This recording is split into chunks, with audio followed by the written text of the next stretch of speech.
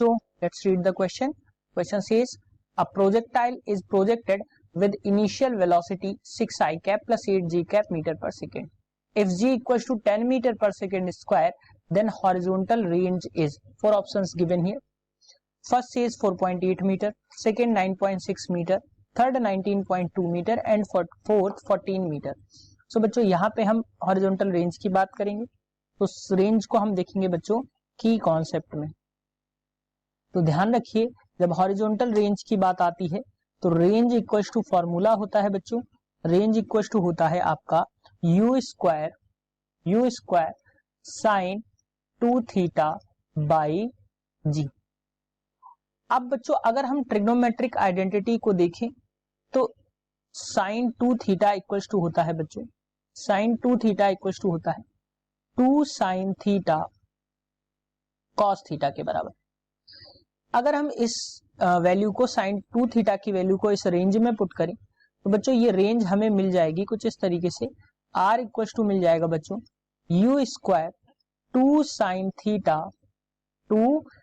Theta cos theta upon जी.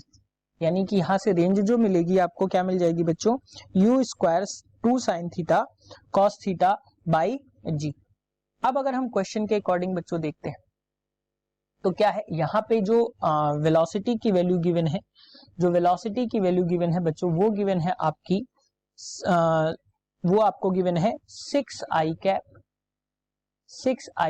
Plus 8 J cap. यानी कि J जो रहेगा वो y की डायरेक्शन में रहेगा. अब अगर हम इसको फिगर में कुछ इस तरीके से ड्रॉ करें बच्चों तो ये जो आपको मिलेगी वेलोसिटी वो क्या मिल जाएगी बच्चों, कुछ इस तरीके से मिलेगी. ये आपका रहेगा हॉरिजॉन्टल में तो 6 I कैप और वर्टिकली कंपोनेंट आपका रहेगा 8 J कैप. अब बच्चों इसके अकॉर्डिंग हम देखें तो क्या होगा बच्चों, ये आपका थीटा बेसिकली ये थोड़ा सा फिगर उल्टा बनेगा तो इसलिए मैं I कैप और J कैप को हटा रहा हूं ताकि केवल हम यहाँ पे मैग्नीट्यूड की बात करें. तो यहां से अगर मैं देखूं बच्चों तो क्या हो जाएगा, यहां से अगर मैं रिजल्टेंट वेलोसिटी की बात करूं तो v square is equal to क्या मिल जाएगा बच्चों, v x square plus v y square.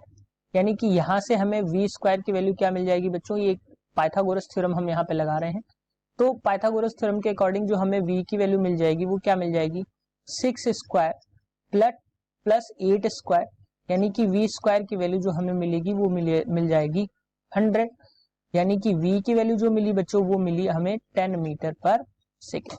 यानी कि ये जो वैल्यू आ जाएगी वो आ जाएगी 10 मीटर पर सेकेंड के बराबर. अब बच्चों v की वैल्यू आ गई. यहां से अगर हम साइन थीटा की वैल्यू देखें फिगर से तो यहां से हमें दो वैल्यूज और मिल जाएंगी. Sine theta is equal to हो जाएगा आपका, वो हो जाएगा आपका यहां से अगर हम देखें तो साइन थीटा की वैल्यू अगर हम देखें तो वो होती है परपेंडिकुलर अपॉन हाइपोटेनस. यानी कि आ जाएगा आपका 8/10. और कॉस थीटा जो होता है वो होता है बेस अपॉन हाइपोटेनस. तो कॉस थीटा की वैल्यू जो आ जाएगी वो आ जाएगी आपकी बेस अपॉन हाइपोटेनस यानी कि 6/10. ये दो वैल्यूज हमें यहां से और मिल गई. सो बच्चों अब अगर हम बात करें नेक्स्ट स्लाइड में इसको देखेंगे.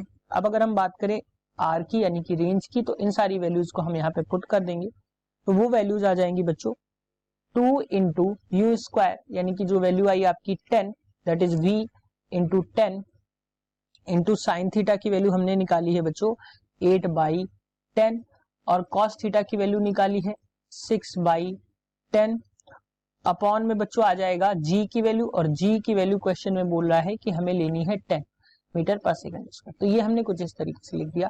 अब बच्चों अगर हम रेंज की बात करें तो यहां से हमें क्या मिल जाएगा, जो वैल्यूज यहाँ पे कट रही हैं उनको हम काट देंगे. जैसे 10 से 10 कट रहा है बच्चों, 10 से 10 अगेन यहाँ पे कट रहा है तो बच्चों यहाँ पे एक 10 बचा. तो अगर हम यहां से देखें तो 2 5 10 कट रहा है बच्चों. या अगर हम डायरेक्टली ऊपर मल्टीप्लाई कर लें तो पॉइंट लगा के भी हम कर सकते हैं. तो ये आ जाएगा आपका आंसर बच्चों 9.6 मीटर.